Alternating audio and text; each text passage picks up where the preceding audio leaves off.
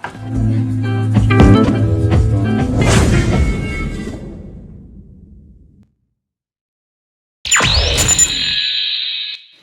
ಸ್ನೇಹಿತರಿಗೂ ನಮಸ್ಕಾರ ರೀ. ನಾನು ನಿಮ್ಮ ಬಸವರಾಜ್. ಇದು ನಿಮ್ಮ ಟೆಕ್ನಿಕಲ್ ಬೇಬಿ ಯೂಟ್ಯೂಬ್ ಚಾನಲ್. ಪ್ರಿಯ ಸ್ನೇಹಿತರೆ, ಕಳೆದ ವಿಡಿಯೋದಲ್ಲಿ ನಾವು ಆನ್ಲೈನ್ ಅಪ್ಲಿಕೇಶನನ್ನು DLಗಾಗಿ ಯಾವ ರೀತಿ ಅರ್ಜಿಯನ್ನು ಸಲ್ಲಿಸಬೇಕು ಅನ್ನೋದನ್ನು ನೋಡಿದ್ದೀವಿ. ಈ ವಿಡಿಯೋದಾಗ ಅದರ ಮುಂದಿನ ಮಾಹಿತಿಯನ್ನು ನೋಡೋಣ. ಆನ್ಲೈನ್ ಅಪ್ಲಿಕೇಶನ್ಗಾಗಿ DLನ್ನು ಅಪ್ಲೈ ಮಾಡಿದ ನಂತರ ಒಂದು ಎಕ್ಸಾಮನ್ನು ಅಟೆಂಡ್ ಮಾಡಬೇಕಾಗತ್ತೆ. ಆ ಎಕ್ಸಾಮ್ ಯಾವ ರೀತಿಯಾಗಿರುತ್ತೆ ಅನ್ನೋದನ್ನು ಮತ್ತು ಯಾವ ರೀತಿ ಕ್ವಶನ್ಗಳನ್ನು ಕೇಳಲಾಗುತ್ತೆ ಅನ್ನೋ ಒಂದು ಮಾಹಿತಿಯನ್ನು ತಿಳಿಸ್ಕೊಡ್ತೀನಿ ಅನ್ನೋ ಒಂದು ಮಾತನ್ನು ನಿಮಗೆ ಹೇಳಿದ್ದೆ. ಸೊ ಈ ವಿಡಿಯೋದೊಳಗೆ ಆ ಒಂದು ಇನ್ಫಾರ್ಮೇಷನನ್ನು ನೋಡೋಣ. ಒಂದು ವೇಳೆ ನೀವೇನಾದರೂ ನಮ್ಮ ಮೊದಲನೇ ವಿಡಿಯೋವನ್ನು ನೋಡದೇ ಇದ್ದರೆ, ಆನ್ಲೈನ್ ಅಪ್ಲಿಕೇಶನನ್ನು DLಗಾಗಿ ಯಾವ ರೀತಿ ಅಪ್ಲೈ ಮಾಡಬೇಕು ಅನ್ನೋದನ್ನು ನಿಮಗೆ ಗೊತ್ತಿರದಿದ್ದರೆ, ನಮ್ಮ ಮೊದಲನೇ ವಿಡಿಯೋನ ಲಿಂಕನ್ನು ಮೇಲ್ಗಡೆ ಐ ಕಾರ್ಡಲ್ಲಿ ಕೊಟ್ಟಿರ್ತೀನಿ. ಅಲ್ಲಿಂದ ನೀವು ಡೈರೆಕ್ಟಾಗಿ ಆ ವಿಡಿಯೋವನ್ನು ನೋಡಿಕೊಂಡು ಈ ವಿಡಿಯೋಗೆ ಮತ್ತೆ ನೀವು ವಾಪಸ್ ಆಗ್ಬೋದು. ಮೊದಲನೇ ವಿಡಿಯೋದೊಳಗೆ ನಾವು ಆನ್ಲೈನ್ ಅಪ್ಲಿಕೇಶನ್ನ DLಗಾಗಿ ಯಾವ ರೀತಿ ಅಪ್ಲೈ ಮಾಡಬೇಕು, ಏನು ಇನ್ಫಾರ್ಮೇಷನನ್ನು ಕೊಡಬೇಕಾಗುತ್ತೆ, ಮತ್ತು ಡಾಕ್ಯುಮೆಂಟ್ಸ್ಗಳು ಏನು ಬೇಕಾಗುತ್ತೆ, ನಾವು ಯಾವ ರೀತಿ ಅಪ್ಲೈ ಮಾಡಿದ್ರೆ ಡಾಕ್ಯುಮೆಂಟ್ಸ್ ಕರೆಕ್ಟಾಗಿ ಕ್ಲಿಯರ್ ಆಗುತ್ತೆ, ಮತ್ತು ಫೀಸನ್ನು ನಾವು ಯಾವ ರೀತಿ ಕಟ್ಟಬೇಕಾಗತ್ತೆ, ಎಷ್ಟು ಫೀಸ್ ಇರುತ್ತೆ ಅನ್ನೋ ಒಂದು ಇನ್ಫಾರ್ಮೇಷನನ್ನು ಮೊದಲನೇ ವಿಡಿಯೋದೊಳಗೆ ತಿಳಿಸಿದ್ದೀನಿ. ಈ ವಿಡಿಯೋದೊಳಗೆ ಅದನ್ನು ಹೇಳೋಕೆ ಹೋಗೋದಿಲ್ಲ, ಡೈರೆಕ್ಟಾಗಿ ವಿಷಯಕ್ಕೆ ಬರ್ತೀನಿ. ಆನ್ಲೈನ್ನಲ್ಲಿ ನಿಮ್ಮ LLR ಅಂದರೆ ಲರ್ನರ್ ಲೈಸೆನ್ಸ್ಗಾಗಿ ನೀವು ಆನ್ಲೈನ್ ಅಪ್ಲಿಕೇಶನನ್ನು ಸಲ್ಲಿಸಿದ ಮೇಲೆ ಲೈವ್ ವಿಡಿಯೋ ಮೂಲಕ ನೀವು ಆನ್ಲೈನ್ ಎಕ್ಸಾಮನ್ನು ಫೇಸ್ ಮಾಡಬೇಕಾಗತ್ತೆ. ಆ ಟೈಮಲ್ಲಿ ನಮಗೆ ಈ ಥರನಾದ ಕ್ವಶನ್ಗಳನ್ನು ಕೇಳಲಾಗುತ್ತೆ. ಈ ಚಿಹ್ನೆ ಏನನ್ನು ಸೂಚಿಸ್ತದೆ ಅನ್ನೋ ಒಂದು ಕ್ವಶನನ್ನು ಕೇಳಿದಾರೆ. ಈ ಒಂದು ಕ್ವಶನ್ಗೆ 3 ಆಪ್ಷನ್ಗಳನ್ನು ನೀಡಲಾಗಿದೆ. 1 ಪೆಟ್ರೋಲ್ ಪಂಪು, 2 ಆಟೋ ರಿಕ್ಷಾ ನಿಲುಗಡೆ, 3ನೇದು ಆಟೋ ರಿಕ್ಷಾ ನಿಲುಗಡೆ ನಿಷೇಧಿಸಿದೆ.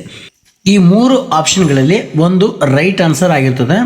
ಆ ರೈಟ್ ಆನ್ಸರನ್ನು ಸೆಲೆಕ್ಟ್ ಮಾಡಿಕೊಂಡು ಕೆಳಗಡೆ ಕನ್ಫರ್ಮ್ ಬಟನನ್ನು ಕ್ಲಿಕ್ ಮಾಡಿದ್ರಿ ಅಂದರೆ ನಿಮಗೆ ಸೆಲೆಕ್ಟ್ ಮಾಡಿರೋ ಆನ್ಸರು ರೈಟ್ ಆಗಿದೆಯಾ ಅಥವಾ ರಾಂಗ್ ಆಗಿದೆಯಾ ಅನ್ನೋದು ನಿಮಗೆ ಗೊತ್ತಾಗುತ್ತೆ. ಈಗ ನಾವು ನೆಕ್ಸ್ಟ್ ಕ್ವಶನ್ನು, ಈ ಸಂಚಾರಿ ಚಿಹ್ನೆ ಏನನ್ನು ಸೂಚಿಸ್ತದೆ ಅನ್ನೋ ಒಂದು ಕ್ವಶನನ್ನು ಕೇಳಲಾಗಿದೆ. ಇಲ್ಲಿ ಪ್ಲಸ್ ಸಿಂಬಲನ್ನು ನೀಡಲಾಗಿದೆ. ಪ್ರಥಮ ಚಿಕಿತ್ಸಾ ಕೇಂದ್ರ ಅನ್ನೋ ಒಂದು ಆಪ್ಷನ್ ಇಲ್ಲಿ ರೈಟ್ ಆನ್ಸರು. ನಂತರ 3ನೇದು, ಈ ಸಂಚಾರಿ ಚಿಹ್ನೆ ಏನನ್ನು ಸೂಚಿಸ್ತದೆ ಅನ್ನೋ ಒಂದು ಕ್ವಶನನ್ನು ನೀಡಲಾಗಿದೆ. ಇದಕ್ಕೆ ರೈಟ್ ಆನ್ಸರು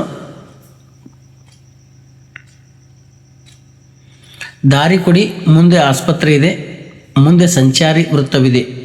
ಇದರಲ್ಲಿ ದಾರಿ ಕೊಡಿ ಅನ್ನೋದು ಇದಕ್ಕೆ ರೈಟ್ ಆನ್ಸರ್ ಆಗಿದೆ.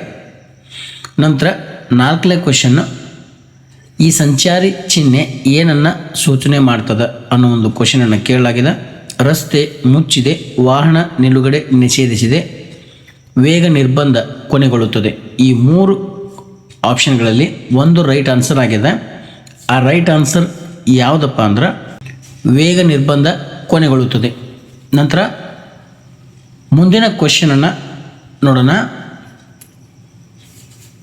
ಈ ಸಂಚಾರಿ ಚಿಹ್ನೆ ಏನನ್ನು ಸೂಚಿಸ್ತದೆ ಅನ್ನೋ ಒಂದು ಕ್ವಶನನ್ನು ಕೇಳಲಾಗಿದೆ. ಇಲ್ಲಿ ಒಂದು ಸಿಂಬಾಲನ್ನು ನೀಡಿದ್ದಾರೆ. ಕಡ್ಡಾಯ, ನೇರ ಮಾತ್ರ, 2 ಏಕಮುಖ ಸಂಚಾರ, 3 ವಾಹನದ ಎರಡೂ ಬದಿ ನಿಷೇಧಿಸಿದೆ ಅನ್ನೋ ಒಂದು 3 ಆಪ್ಷನ್ಗಳನ್ನು ನೀಡಲಾಗಿದೆ. ಈ 3 ಆಪ್ಷನ್ಗಳಲ್ಲಿ ರೈಟ್ ಆನ್ಸರ್ ಯಾವುದಪ್ಪ ಅಂದ್ರೆ, ಸ್ನೇಹಿತರ ನಮಗೆ ನೆನಪಿರಲಿ, ಈ ಎಕ್ಸಾಮ್ನಲ್ಲಿ ನೀವು ಕನಿಷ್ಠ ಅಂದರೆ 10 ಕ್ವಶನ್ಗಳಿಗೆ ಸರಿ ಉತ್ತರವನ್ನು ನೀಡಬೇಕು. ಒಂದು ವೇಳೆ 10ಕ್ಕಿಂತ ನೀವು ಕಡಿಮೆ ಏನಾದರೂ ಸರಿ ಉತ್ತರಗಳನ್ನು ನೀಡಿದರೆ ನಿಮ್ಮ ಈ ಎಕ್ಸಾಮು ಫೇಲ್ ಆಗ್ತದೆ. ನೆಕ್ಸ್ಟ್ ನೀವು ಮತ್ತೊಮ್ಮೆ ಈ ಎಕ್ಸಾಮನ್ನು ಅಟೆಂಡ್ ಮಾಡಬೇಕಾಗ್ತದೆ. ಏಕಮುಖ ಸಂಚಾರ ಇದಕ್ಕೆ ರೈಟ್ ಆನ್ಸರು. ನಂತರ ಮುಂದಿನ ಕ್ವಶನನ್ನು ನೋಡೋಣ. ಈ ಚಿಹ್ನೆ ಏನನ್ನು ಸೂಚಿಸ್ತದ ಅನ್ನೋ ಒಂದು ಕ್ವಶನನ್ನು ನೀಡಲಾಗಿದೆ. ಇದು 6ನೇ ಪ್ರಶ್ನೆ. ಇಲ್ಲಿ 3 ಆಪ್ಷನ್ಗಳಿದ್ದಾವೆ. ಕಿರಿದಾದ ರಸ್ತೆ ಮುಂದೆ ಇದೆ, ಅಪಾಯಕಾರಿ ಹಳ್ಳ, ನಂತರ ದೋಣಿ ಬಳಕೆ. ಈ 3 ಆಪ್ಷನನ್ನು ನೀಡಲಾಗಿದೆ. ಇದರೊಳಗೆ ರೈಟ್ ಆನ್ಸರ್ ಅಂದ್ರೆ 2ನೇ ಆಪ್ಷನ್ನು ಅಪಾಯಕಾರಿ ಹಳ್ಳ. ನಂತರ 7ನೇ ಪ್ರಶ್ನೆ. ಈ ಪ್ರಶ್ನೆ ಏನಂದ್ರೆ, ಈ ಸಂಚಾರಿ ಚಿಹ್ನೆ ಏನನ್ನು ಸೂಚನೆ ಮಾಡ್ತದೆ ಇಲ್ಲಿ 3 ಆಪ್ಷನನ್ನು ನೋಡೋದಾದ್ರೆ ಬೇಕಾದರೆ ಎಡಕ್ಕೆ ತಿರುಗಿ, ಕಡ್ಡಾಯವಾಗಿ ಮುಂದಕ್ಕೆ ಹೋಗಿ ಅಥವಾ ಎಡಕ್ಕೆ ತಿರುಗಿ, ಎಡಬದಿಯ ರಸ್ತೆ, ಈ 3 ಆಪ್ಷನನ್ನು ಇಲ್ಲಿ ನೀಡಲಾಗಿದೆ. ಇದಕ್ಕೆ ಕರೆಕ್ಟ್ ಆನ್ಸರ್ ಅಂದ್ರೆ ಎಡಬದಿಯ ರಸ್ತೆ. ನಂತರ ಮುಂದಿನ ಪ್ರಶ್ನೆಯನ್ನು ನೋಡೋಣ. ಇದು 8ನೇ ಪ್ರಶ್ನೆ. ಪ್ರಶ್ನೆ ಏನಪ್ಪ ಅಂದ್ರೆ ಈ ಚಿಹ್ನೆ ಏನನ್ನು ಸೂಚಿಸ್ತದ? ಇಲ್ಲಿ 3 ಆಪ್ಷನ್ ಏನದಾವಪ್ಪ ಅಂದ್ರೆ ಕಿರಿದಾದ ರಸ್ತೆ ಮುಂದಿದೆ, ರಸ್ತೆ ವಿಭಜನೆ, ಮುಂದೆ ರಸ್ತೆ ಅಗಲವಾಗಿದೆ. ಈ 3 ಆಪ್ಷನ್ ಒಳಗೆ ಯಾವ್ದು ರೈಟ್ ಆನ್ಸರ್ ಅಪ್ಪ ಅಂದ್ರೆ ಮುಂದೆ ರಸ್ತೆ ಅಗಲವಾಗಿದೆ. ಅಂದರೆ 3ನೇ ಆಪ್ಷನ್ ಇದಕ್ಕೆ ರೈಟ್ ಆನ್ಸರ್. ನಂತರ ಮುಂದಿನ ಪ್ರಶ್ನೆಯನ್ನು ನೋಡೋಣ. ಮುಂದಿನ ಪ್ರಶ್ನೆ ಏನಪ್ಪ ಅಂದ್ರೆ ಈ ಚಿಹ್ನೆ ಏನನ್ನು ಸೂಚಿಸ್ತದ? ಅದಕ್ಕೆ 3 ಆಪ್ಷನ್ಗಳದಾವ. ವಾಯ್ ರಸ್ತೆ ಎಡ ತಿರುವು, ವಾಯ್ ಬಲ ತಿರುವು. ನಂತರ 3ನೇ ಆಪ್ಷನ್ನು ಎಡಬದಿಯಲ್ಲಿ ರಸ್ತೆ. ಇದಕ್ಕೆ ರೈಟ್ ಆನ್ಸರ್ ಏನಪ್ಪ ಅಂದ್ರೆ ವಾಯ್ ರಸ್ತೆ ಎಡ ತಿರುವು, ಇದಕ್ಕೆ ರೈಟ್ ಆನ್ಸರ್. ನಂತರ ಮುಂದಿನ ಪ್ರಶ್ನೆ, ಇದು 10ನೆಯ ಪ್ರಶ್ನೆ. ಶಾಲೆಗಳ ಹತ್ತಿರ ಭಾರೀ ಪ್ರಯಾಣಿಕರ ವಾಹನಗಳು ನಿಯಮಾನುಸಾರ ಚಲಿಸಬಹುದಾದ ಗರಿಷ್ಠ ವೇಗದ ಮಿತಿ ಎಷ್ಟು ಅಂತ ಕೇಳಿದ್ದಾರೆ. ಇದಕ್ಕೆ 3 ಆಪ್ಷನ್ಗಳಿದಾವೆ. 1ನೇದು ಗಂಟೆಗೆ 35 ಕಿಲೋಮೀಟರು, 2 ಗಂಟೆಗೆ 25 ಕಿಲೋಮೀಟರು, 3 ಗಂಟೆಗೆ 15 ಕಿಲೋಮೀಟರ್. ಇದಕ್ಕೆ ರೈಟ್ ಆನ್ಸರ್ ಏನಪ್ಪ ಅಂದ್ರೆ ಗಂಟೆಗೆ 15 ಕಿಲೋಮೀಟರ್, 3ನೇ ಆಪ್ಷನ್ನು ಇದಕ್ಕೆ ರೈಟ್ ಆನ್ಸರು. ನಂತರ ಮುಂದಿನ ಪ್ರಶ್ನೆಯನ್ನು ನೋಡೋಣ. ಮುಂದಿನ ಪ್ರಶ್ನೆ ಇದು 11ನೆಯ ಪ್ರಶ್ನೆ. ಸಾರ್ವಜನಿಕ ಸೇವಾ ವಾಹನ ಚಾಲನೆ ಮಾಡುವಾಗ ಧೂಮಪಾನ ಮಾಡುವುದು ಏನಾಗ್ತದ ಅಂತೇಳಿ ಕೇಳಿದಾರೆ. ಇದಕ್ಕೆ 3 ಆಪ್ಷನ್ಗಳಿದಾವೆ. 1ನೇದು ಚಾಲನಾ ಅನುಜ್ಞಾನ ಪತ್ರ ಅಮಾನತಿಗೆ ಅವಕಾಶವಾಗುತ್ತದೆ, ದಂಡವನ್ನು ಮಾತ್ರ ವಿಧಿಸಲು ಅವಕಾಶವಾಗುತ್ತದೆ. 3ನೇ ಆಪ್ಷನ್ನು ಮೇಲಿನ ಯಾವುದೂ ಅಲ್ಲ ಅಂತೇಳಿ ಹೇಳಿದ್ದಾರೆ. ಇದಕ್ಕೆ ನಮಗೆ ಉತ್ತರ ಏನಪ್ಪ ಅಂದ್ರೆ ಚಾಲನಾ ಅನುಜ್ಞಾ ಪತ್ರ ಅಮಾನತಿಗೆ ಅವಕಾಶವಾಗುತ್ತದೆ. ನಂತರ ಮುಂದಿನ ಪ್ರಶ್ನೆ ಇದು 12ನೆಯ ಪ್ರಶ್ನೆ. ಚಾಲಕನು ಸ್ಕೂಲ್ ಟ್ರಾಫಿಕ್ ಚಿಹ್ನೆ ರಸ್ತೆಯಲ್ಲಿ ನೋಡಿದಾಗ ಏನು ಮಾಡಬೇಕು ಅನ್ನೋ ಒಂದು ಪ್ರಶ್ನೆಯನ್ನು ಕೇಳಲಾಗಿದೆ. ಇದಕ್ಕೆ 3 ಆಪ್ಷನ್ ಅದಾವ. ವಾಹನವನ್ನು ನಿಲ್ಲಿಸಿ ಹಾರನ್ ಮಾಡಿ ಮುಂದೆ ಹೋಗುವುದು 1ನೇದ್ದು. 2 ವೇಗ ಕಡಿಮೆ ಮಾಡಿ ಜಾಗರೂಕತೆಯಿಂದ ಮುಂದೆ ಹೋಗುವುದು. 3ನೇದ್ದು ನಿರಂತರವಾಗಿ ಹಾರ್ನ್ ಮಾಡುತ್ತಾ ಮುಂದೆ ಹೋಗಿ. ಇದರೊಳಗೆ ರೈಟ್ ಆನ್ಸರ್ ಯಾವುದಪ್ಪ ಅಂದ್ರೆ ವೇಗ ಕಡಿಮೆ ಮಾಡಿ ಜಾಗರೂಕತೆಯಿಂದ ಮುಂದೆ ಹೋಗುವುದು ಇದಕ್ಕೆ ರೈಟ್ ಆನ್ಸರ್. ಹಂಗ ಈಗ ಮುಂದಿನ ಪ್ರಶ್ನೆಯನ್ನು ನೋಡೋಣ. ಇದು 13ನೇ ಪ್ರಶ್ನೆ. ಮೋಟಾರ್ ಸೈಕಲ್ನಲ್ಲಿ ಹಿಂಬದಿ ಸವಾರನನ್ನು ಕೊಂಡೊಯ್ಯಲು ಅಂತೇಳಿ ಕ್ವಶನನ್ನು ಕೊಡಲಾಗಿದೆ. ಇದರೊಳಗೆ 3 ಆಪ್ಷನ್ ಅದಾವ. ವಾಹನವು ಫುಟ್ರೆಸ್ಟ್, ಕೈ ಹಿಡಿಕೆ ಮತ್ತು ಸೀರೆ ಗಾರ್ಡ್ ಹೊಂದಿರಬೇಕು, ವಾಹನಕ್ಕೆ ಸೈಡ್ ಕಾರ್ ಅಳವಡಿಸಿರಬೇಕು, ವಾಹನವು ಹಿಂದಿನ ನೋಟ ನೋಡಲು ಕನ್ನಡಿಯನ್ನು ಹೊಂದಿರಬೇಕು ಅನ್ನೋ ಒಂದು 3 ಆಪ್ಷನ್ ಅದಾವೆ. ಇದರೊಳಗೆ ರೈಟ್ ಆನ್ಸರ್ ಯಾವುದಪ್ಪ ಅಂದ್ರೆ ಇದ್ರಾಗ ಮೊದಲನೇ ಆಪ್ಷನ್ ಅಂದ್ರೆ ವಾಹನವು ಫುಟ್ರೆಸ್ಟ್, ಕೈ ಹಿಡಿತ ಮತ್ತು ಸೀರೆ ಗಾರ್ಡನ್ನು ಹೊಂದಿರಬೇಕು ಅನ್ನೋದು ಇದಕ್ಕೆ ರೈಟ್ ಆನ್ಸರ್ ಆಗಿದೆ. ನಂತರ ಮುಂದಿನ ಪ್ರಶ್ನೆಯನ್ನು ನೋಡೋದಾದ್ರೆ ಇದು 14ನೇ ಪ್ರಶ್ನೆ. ಈ ಚಿಹ್ನೆ ಏನನ್ನು ಸೂಚನೆ ಮಾಡ್ತದ ಅನ್ನೋ ಒಂದು ಕ್ವಶನನ್ನು ಕೇಳಿ ಒಂದು ಚಿತ್ರಣ ನೀಡಿದ್ದಾರೆ. ಈ ಚಿತ್ರದಲ್ಲಿ ನೋಡಿಕೊಂಡು ಈ 3 ಆಪ್ಷನ್ ಒಳಗೆ ಒಂದು ಅದಕ್ಕೆ ಉತ್ತರ ಐತಿ. ಆ ಉತ್ತರನ ನಾವಿಲ್ಲಿ ನೀಡಿ ಕನ್ಫರ್ಮ್ ಕೊಡಬೇಕಾಗ್ತದೆ. ಮೊದಲನೇ ಆಪ್ಷನು ಎಡದಿಂದ ಬರುವ ವಾಹನಗಳಿಗೆ ಅವಕಾಶ ನೀಡುವುದು. 2ನೇ ಆಪ್ಷನು ಎದುರಿನಿಂದ ಬರುವ ವಾಹನಗಳಿಗೆ ಅವಕಾಶವನ್ನು ನೀಡುವುದು. ಮತ್ತು 3ನೇ ಆಪ್ಷನ್ನು ಹಿಂದಿನಿಂದ ಹಾಗೂ ಮುಂದಿನಿಂದ ಬರುವ ವಾಹನ ನಿಲ್ಲಿಸಲು ಸೂಚನೆ ಅಂಥೇಳಿ 3 ಆಪ್ಷನ್ ಅದಾವ. ಇದರೊಳಗೆ ಕರೆಕ್ಟ್ ಆನ್ಸರ್ ಯಾವುದಂದ್ರೆ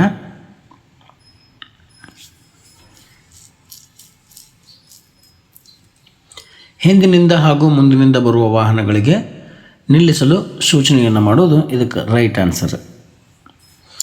ನಂತರ ಮುಂದಿನ ಪ್ರಶ್ನೆ, ಈ ಚಿಹ್ನೆ ಏನನ್ನು ಸೂಚನೆ ಮಾಡ್ತದೆ? ಇದು 15ನೇ ಪ್ರಶ್ನೆ. ಪ್ರಶ್ನೆ ಏನಂದ್ರೆ ಈ ಚಿಹ್ನೆ ಏನು ಸೂಚನೆ ಮಾಡ್ತದೆ ಅನ್ನೋ ಪ್ರಶ್ನೆ. ಇಲ್ಲಿ ಒಂದು ಕಾರ್ ಚಿತ್ರ ಕೊಟ್ಟಾರ, ಅದ್ರಾಗ ಒಬ್ಬ ವ್ಯಕ್ತಿ ಕೈಯನ್ನು ಅವ ಚಿಹ್ನೆ ಕೊಡಕತ್ತಾನ. ಏನು ಇದು ಸೂಚಿಸ್ತದ ಅನ್ನೋ ಒಂದು ಪ್ರಶ್ನೆ. ಇದು ಕೊನೆಯ ಪ್ರಶ್ನೆ. ಇದಕ್ಕೆ ಆಪ್ಷನ್ ಏನದಾವ ಅಂದ್ರೆ 1ನೇ ಆಪ್ಷನ್ನು ಬಲಕ್ಕೆ ತಿರುಗಲು ಉದ್ದೇಶಿಸಿದೆ, ಎರಡನೇ ಆಪ್ಷನ್ನು ಮುಂಭಾಗದಿಂದ ಬರುವ ವಾಹನಗಳನ್ನು ನಿಲ್ಲಿಸುವಂಥ ಸೂಚನೆ. ಮೂರನೇ ಆಪ್ಷನ್ನು ವಾಹನದ ವೇಗವನ್ನು ಕಡಿಮೆ ಮಾಡುವುದು. ಇದಕ್ಕೆ ಸರಿಯಾದ ಉತ್ತರ ಯಾವುದಪ್ಪ ಅಂದ್ರೆ ವಾಹನದ ವೇಗವನ್ನು ಕಡಿಮೆ ಮಾಡುವ ಸೂಚನೆ. ಹೀಗೆ ನಿಮ್ಮ ಈ ಆನ್ಲೈನ್ ಎಕ್ಸಾಮ್ನಲ್ಲಿ 15 ಪ್ರಶ್ನೆಗಳನ್ನು ಮುಗಿಸಿದ ನಂತರ ಈ ರೀತಿಯಾಗಿ ನೀವು ಪಾಸ್ ಆಗಿದ್ದೀರಾ ಅಥವಾ ಫೇಲ್ ಆಗಿದ್ದೀರಾ ಅನ್ನೋ ಒಂದು ಇನ್ಫಾರ್ಮೇಷನನ್ನು ನಿಮಗೆ ನೀಡಲಾಗ್ತದೆ. ನಾವಿಲ್ಲಿ ಈ ಎಕ್ಸಾಮ್ನಲ್ಲಿ 15 ಪ್ರಶ್ನೆಗಳಿಗೆ 10 ಪ್ರಶ್ನೆಗಳ ಉತ್ತರವನ್ನು ಸರಿಯಾಗಿ ನೀಡಿದ್ದೀವಿ.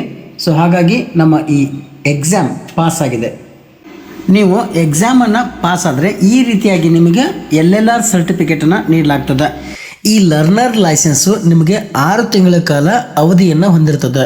ಈ 6 ತಿಂಗಳ ಅವಧಿ ಒಳಗೆ ನೀವು ನಿಮ್ಮ DLಗಾಗಿ ಮತ್ತೆ ಅರ್ಜಿಯನ್ನು ಸಲ್ಲಿಸಿ ನಿಮ್ಮ ಡ್ರೈವಿಂಗ್ ಲೈಸೆನ್ಸನ್ನು ಪಡೆದುಕೊಳ್ಳಬಹುದು.